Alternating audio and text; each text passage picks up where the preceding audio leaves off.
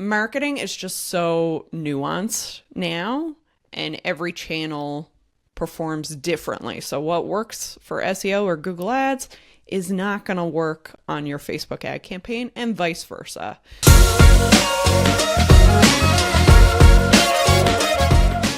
Hey, how's it going? It's Tim Brown, and this is the Plumbing and HVAC Hustle Podcast. And today I've got Krystal Hobbs from Reflective Marketing on, who specializes in HVAC companies and paid social or Facebook ads. How you doing, Krystal? I'm doing awesome. Thanks so much for having me. Absolutely. I'm super excited to talk to you. I mean, like, what podcast host is ever not excited to talk to anyone at all? I would sure hope so. Yeah, you have to be. I am really excited.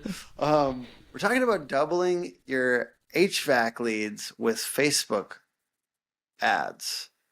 And we're going to talk a little bit about how to target homeowners with Facebook ads. We got a lot of really good questions here, but I would love to just get like a minute background, Krystal, if you don't mind. Kind of, how'd you get into this? Yeah, absolutely. I started reflective marketing about 10 years ago. At that time, I was really just a social media nerd. I liked using Facebook at that time, and I saw all the power that it had to really help small businesses get out there.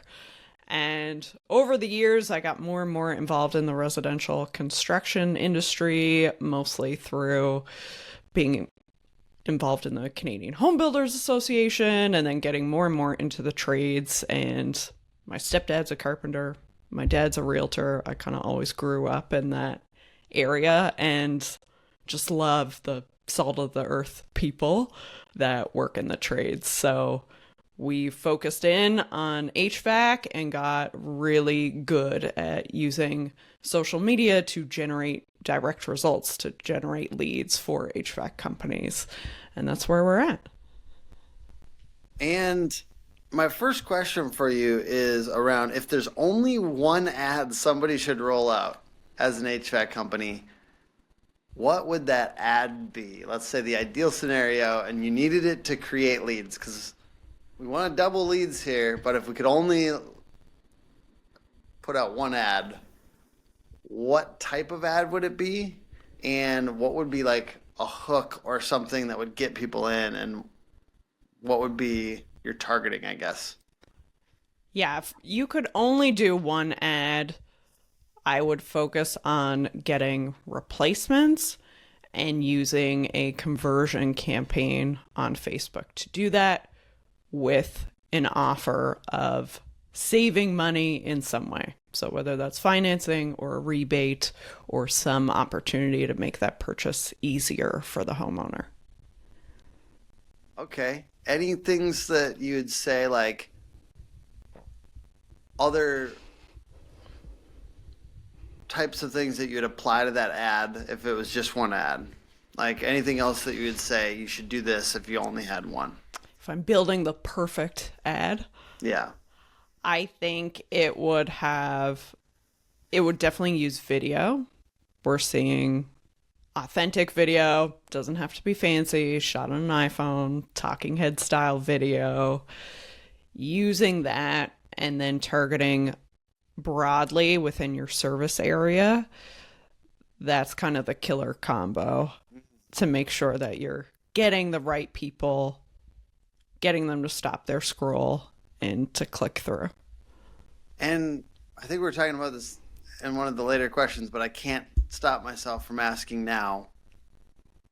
Is targeting just automatically will start to go towards people with homes because those are the people that are going to interact with the ad more? They're more likely to interact?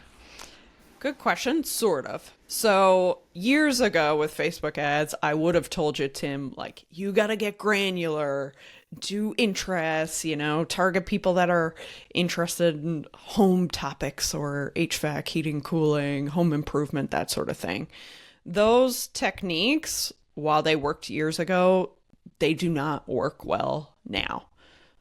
Facebook really performs its best when you give it a lot of leeway in terms of targeting.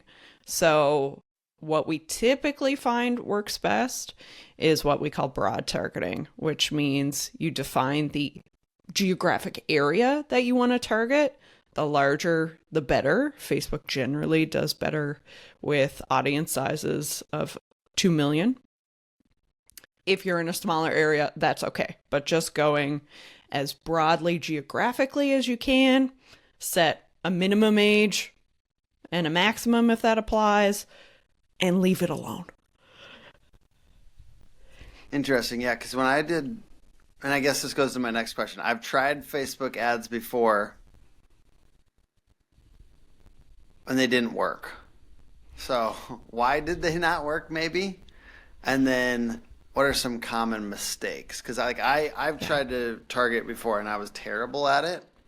And I got discouraged on Facebook ads. I've since started working with a professional who knows how to do this stuff, and they're doing an amazing job, but I was terrible at it. Would I be better today maybe if I tried it on my own? I think so. Well, certainly after this interview, I think. Yeah, exactly. but yeah, I mean, I audit a lot of ad accounts as part of our strategy call process. If I talk to a business owner who's like, hey, I've done this before, it didn't work, I'm like, okay, let's, pop open the hood and take a look at what's going on. Most of the time, there are a few key mistakes that we see. One is that they're not doing a lead generation approach. So by that, I mean they're doing something that's really set up more for awareness. So like a boost post, or they're taking their existing content that worked really well organically, their Instagram reel, whatever, and then they're just dumping a bunch of money behind it. That doesn't necessarily drive a direct result. So if you're not setting it up where you're asking for somebody's info and capturing that, then of course you're not going to get a direct result from your Facebook ad campaign. So the type of campaign and how it's set up is a big one. Targeting is another, again, getting too specific, or particularly if you are doing something related to financing, sometimes companies get in trouble because they're not following Facebook's rules for campaigns related to credit. That could get shut down or rejected. All sorts of things go on there. And then I would also say, there's probably more than that, but I would also say looking at who's doing the campaign.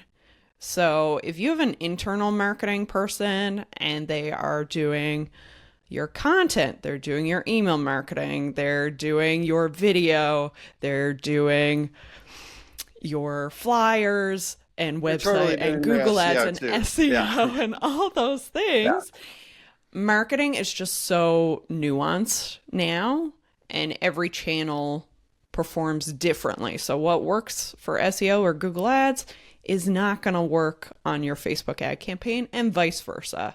So making sure that whether that's an internal marketing person or an agency that you're using, or your partner's nephew or whoever, that they have some in-depth expertise on Facebook ads.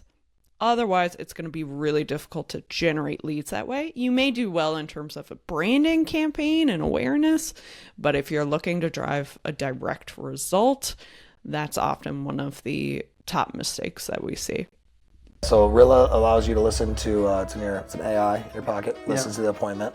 It's pretty crazy what it can do. It gives a script, gives everything they said, it breaks down some statistics for you. Analyze talk ratio, interactivity, like how you and I are interacting back and forth, long as modeling, like all those things. Honestly, this is the shit that I most believe in AI. Yeah. You know what I mean? Enhancing the You're user about to put experience. math and data around something that used to be my magic skill.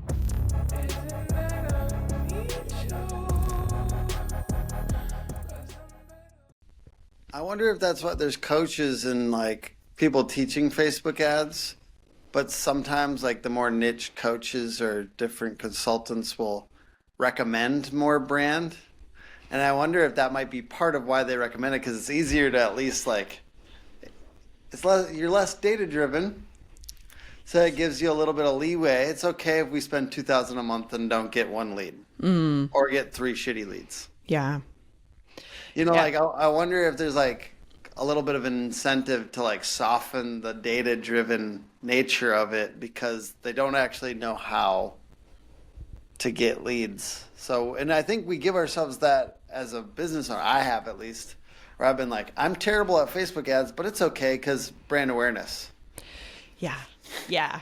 I think you're absolutely right. And if you have the budget to do that type of thing and you don't need a direct result, absolutely. But I don't know though, because I think like even if you do, the thing is sorry, I'm interrupting, but no, please.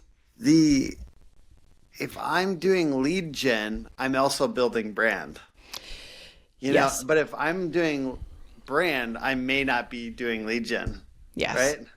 So that's the beauty of now that I know what a good Facebook ad campaign looks like, now that I've experienced it for myself, like I never really want to go back to just brand because I'm like, I love, even if it is kind of brand, I love that I'm getting leads because it indicates that it's the right type of people seeing the ad. So I still think sometimes of Facebook ads as brand, but it's getting pretty good cost per lead for us now. And I like doing it. I like seeing the leads come in as an indicator that our brand efforts are hitting the right people. So I like a blend of both.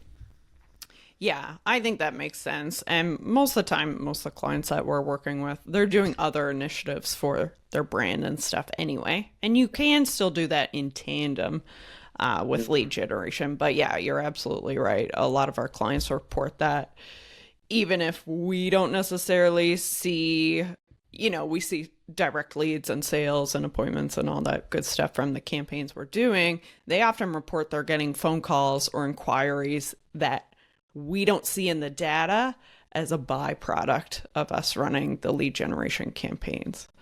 Exactly. And I've seen that before too, because I'll see like our forms on our website capture the URL that they came from. Mm-hmm. So we get that attribution of the last couple pages and then that, and like we'll see something that doesn't come through as, like in our case, we're doing the lead gen ads. That doesn't come through as one of those, but then it will come through the Facebook click ID. Like, and you can see that it was related to the ad where they go to the website and then they do something. Yeah. So we've definitely seen that too. And that's a beautiful thing. And that's probably like a fraction of those inquiries that we always get that attribution on. So I think that, yeah, that's a beautiful thing about Facebook ads. And like, so I believe you could double HVAC leads with Facebook ads, but can you give an example of a time that you've done that? Yeah, absolutely. So one of our long-term clients, Heat Pump Solutions, has always been a great success story. And when we started with them in 2019, the owner, Mitch, had hired their first full-time salesperson. He was looking to grow the team, be able to hand off some of the many hats that he was wearing, and like all of us, looking to keep his salesperson busy and his team busy.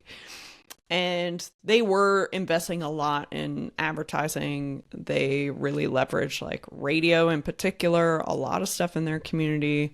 They were doing Google ads. They were doing a whole bunch of things. But volume was up and down. So what we did was really go through testing to figure out the right offer, the right targeting, the right creative to get in front of their ideal customer on Facebook. And within 4 months, we were able to take them from $150,000 in average monthly revenue to $300,000 and effectively double their number of installs per day. What do you think was, because not everyone doubles their business through Facebook ads. So what do you think was particularly effective about that campaign? And how could more people get more out of their Facebook ads from those principles? I think one of the things at that time, but I see it a lot anyway, even now, is that their competitors weren't using that channel, or at least not to that degree. So obviously on Google, like competition there can be huge, especially in some markets. But, and going back to what we were talking about, a lot of people were doing branding campaigns and that sort of thing on Facebook, but actually calling out their ideal customer, targeting homeowners. And one of the things that we did at that time that worked really well was we had a heat pump buying guide. So they were in their market, heat pumps were new, especially ductless systems, had a lot of misconceptions. People had questions about it. They were curious. So we used this heat pump buying guide as a way to educate the market, but also to capture them. Now, that's not necessarily something that I would recommend to every company now, just because those types of things, you get a huge volume. So you've got to be ready to kind of sort through those people. But that was something through our testing that performed really, really well. And then we had a solid offer that we were able to run with then for months, maybe even years at that time. Principle, though, another principle might be like it's a surging topic, right? Like one, you don't always get those, but as there's a surging topic that you address, like in heat pumps is still surging, I would say, but like at that time, like it was like even more probably, but really finding those surging topics, like, and just capitalizing on them when it's time. What else? What else is like? Yeah, How about another case study or like something else where you're like, this got an outsized result? That this is the principle that we can all kind of learn from a little bit. Well, I would say one thing that comes to mind in the conversations that I have with HVAC business owners all the time is offer. So the offer, the incentive, the promotion that they are using. I think a lot of times a bad offer will sink your campaign, and having the right offer will make a huge difference in terms of your success. So to give you an example, a bad offer, a free estimate. Everybody is doing a free estimate. This is not new. This is not compelling. Nobody really cares. Similarly, I would say a smart thermostat. That's something that, when I start talking about offers with clients, it's one of the things that they get excited about. We could put out a smart thermostat. It's not enough. It's not compelling enough to get somebody who's sitting on the fence to want to go forward and have an in-home consultation. So offer is one thing. What we find works best on Facebook is having some sort of financial offer most of the time. So if they can save money, so even with financing, if it's low monthly payments, or if they're government rebates, it doesn't even have to be money that you're giving away. You can leverage what's available in your market. So if there's any sort of government rebate, a lot of times with heat pumps in particular, there's like energy efficiency incentives, tax credits, that sort of thing. Those are things that you can use as an offer in your Facebook ad campaigns. For some reason, I was like kind of wondering if that would kind of infringe on that like credit type thing. Yep. With financing, yes. So it's definitely something that we've seen challenges with if you don't know that it exists and you don't know what to do about it. So anything with financing, it does get into the credit category. And Facebook has anti-discrimination policies in place that you definitely need to be aware of. But if you're running a financing campaign on Facebook, just to protect yourself, make sure your ads aren't getting shut down, or even worse, your ad account or your page gets shut down for not following those rules. All that you need to do is when you're setting up that campaign, you'll see an option to declare a special ad category. Click on that, declare credit. That will limit some of what you're able to do from a targeting perspective. So you can't narrow age range, you can't do zip code targeting. Will it still do some of that AI automatic targeting for you? That's a good question. Facebook doesn't say explicitly, but it is incentivized to get you a good result. So presumably. I would think those promotions, ads that are related to financing would do very, very well. Like, because Tommy Mello always says to call them promotions, not to call them financing. And I'm curious, like, is there any language way around that, or do we have to use that option, have to check it every single time? I would say that previously we were a little bit more loosey-goosey with it, but Facebook has really cracked down on that, and it's just not worth the risk. The other side is that we haven't seen it have a big effect in terms of success. So even though you're limited from a targeting perspective, like we talked about earlier, broader is better.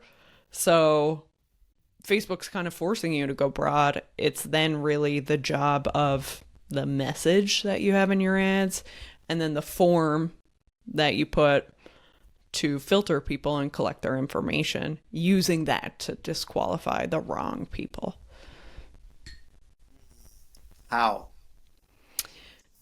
So when it comes to the form, so there are kind of two ways, I guess. So you may have heard of like Facebook lead forms or instant forms. Yeah, we use the lead forms and we say like revenue numbers, and then it's like under a certain amount, then we know. Yeah. That might not be the best fit for us. I mean, respectively. Yeah, absolutely. So you can have questions in your form. The one thing particularly with financing that I will caution is that, especially if you're using lead forms or instant forms on Facebook, it will look at the questions you have on that form. So you've got to apply that rule there. If you are doing a landing page, it is a little bit easier to get around that and ask, where somebody is located, for example. So yeah, you can ask for city, for example. We always have the question, are you a homeowner? If somebody says no, they're automatically disqualified. They don't get sent through as a lead. Beautiful. And I know that we don't have that much more time. It's a half an hour show. But if you knew that with this next 7 minutes, you had to give as many tips as you could to help them double their leads, what would be like a couple more that you would say were the most important? If you're doing Facebook ads, do these things or else you're not going to double your leads. Ooh, pressure is on. Yeah. The gauntlet. This is the gauntlet. Yeah. So we talked about offers. We talked about targeting. I would say creative is the other thing. So doing a mix of videos, photos, graphics. And half the time when I talk about these things, I'm like, this sounds so basic and people are surprised, but the simple stuff works. A photo of an installation, like you've got the heat pump in somebody's house, the AC unit outside, whatever, like picture of the unit on a house. Those always do really well because you're talking about authentic, not a stock photo. Yeah, authentic. Yeah, so actual work that you've done. Or does it not matter if it's a stock photo?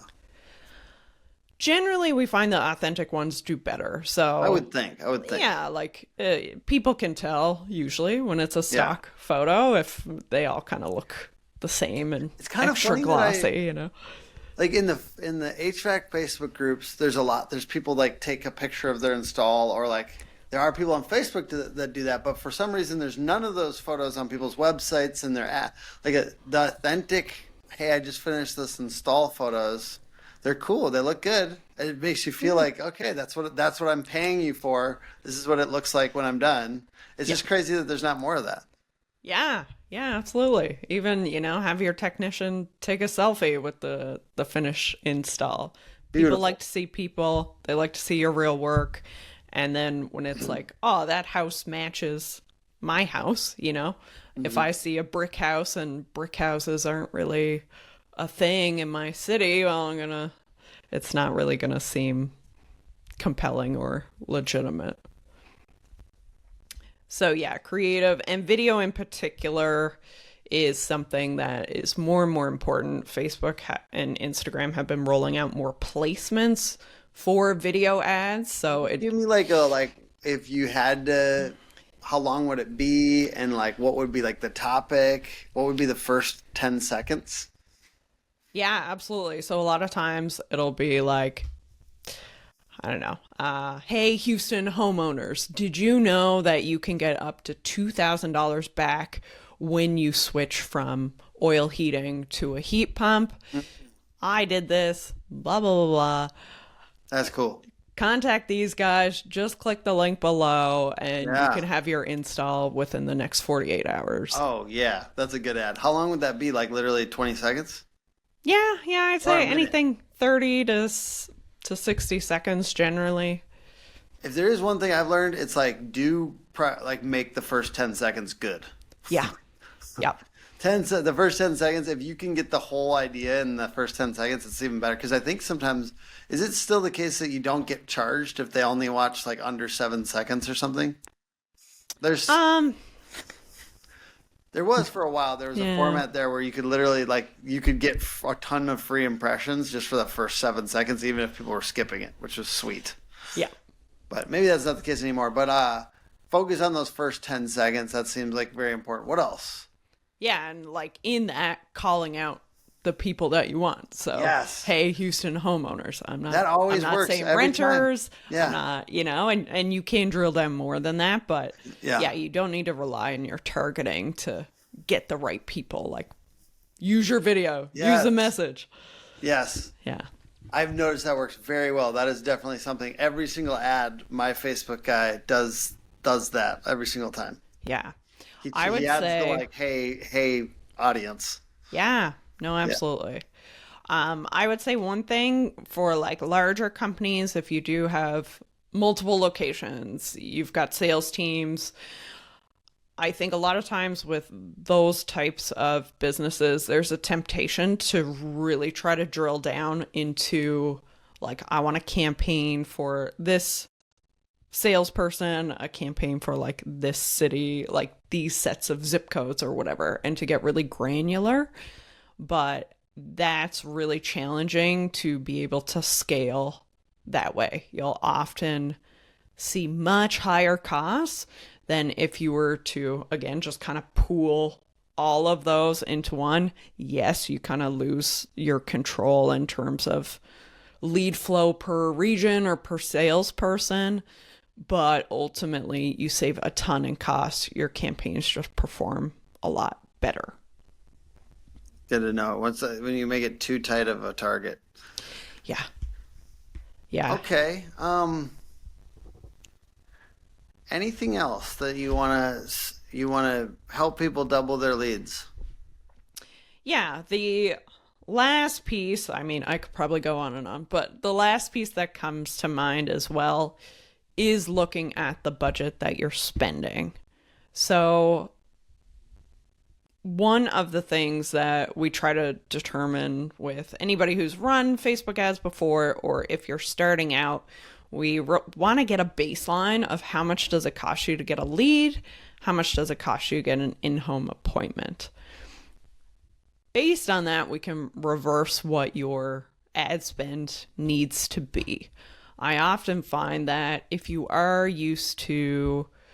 been doing branding campaigns on Facebook, more awareness based, or just kind of doing it a little bit ad hoc of, boosting some posts, that sort of thing, oftentimes you're not spending enough to actually get a result. So I talk to clients all the time. I was I'm throwing $20, $100 here and there at these campaigns.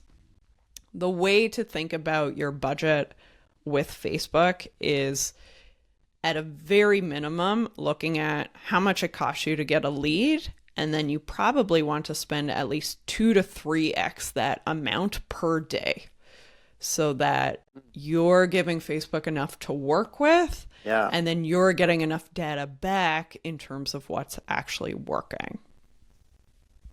That's good, man. So many good nuggets here. I'm going to take this last part from a different angle than I normally do and say, what does a good referral look like for you? Like, let's say me and my team, I'm going to go talk to my salesperson after this. You seem like you know what you're doing, and I need a good Facebook ads person for HVAC companies. So we're going to recommend you. For other people wanting to recommend you, what does a good referral look like for you? Yeah, for us, we are most successful when you have an established team in place. So at the very least, having someone that's not the owner who is responsible for lead follow-up. So our most successful clients have a CSR or CSR team in place and a salesperson or sales team in place. Okay. If you're in that position where, you know, you're doing over a few million a year, you're scaling, that's really where we can add the most value. Any things on like creative, like you need to be able to be willing to do a video or a photo, or like I know that like sometimes getting creative can be a pain. Is there anything else that you'd prep people on that are considering working with you from this video? Hopefully there's like at least a couple that you would recommend to prepare for maybe working with you? Yeah, I would say being willing to invest in creative is definitely a must. You don't necessarily have to have it already. I think, you know, some clients I talk to get a little bit scared of like, I don't have, you know, all these photos and videos and stuff. We guide you through that. We'll give you frameworks of like, you know, hey, Tim, here's what I need you to film. Just send us the raw footage. We'll make it snazzy, all that good stuff. But yeah, I'd say willing to invest in creative, willing to get in front of the camera. That would definitely be a baseline to make sure you're successful. Willing to look directly into the camera. Willing to make intense camera eye contact. You're good at that. It's a special skill. Where can people work with you? If you want to find out more about us, sorry, I'm just giggling at your intense eye contact with the camera now. The skill. Very good. Yeah. If you're looking to connect with us, it's at Reflective Marketing on Facebook and Instagram. And you can also check out reflectivemarketing.com. I also have a podcast called Beyond the Tools. And yeah, you can reach me in any of those places. All the DMs, all that sort of stuff goes to my team, but I'm on there. I'm intensely watching the DMs and stuff as well. Well, hey, thank you for being on. The podcast is put on by hookagency.com, Hook Agency, all over social media. Let us know in the comments if you'd like us to do another video with Krystal in the future, and get at her. Go check her out. This is the reason, I mean, partly we do this to benefit people that come on the show that take time to give you value. If you're getting value from this, you know that there's like 10 other things that Krystal wanted to share, but that this is just a half an hour podcast. We can't give you all the secret sauce. She's trying to, but go follow her on social media to get more of it. And then also contact her and just have her do it. Like, the value of a professional in this case is so high because ads are not as simple as they used to be. Facebook ads are not as simple as they used to be. And it might be time to get an expert and a professional that does this every single day and knows exactly how to double your leads from Facebook ads. All right, everyone. Thank you for joining. Peace. Thank you.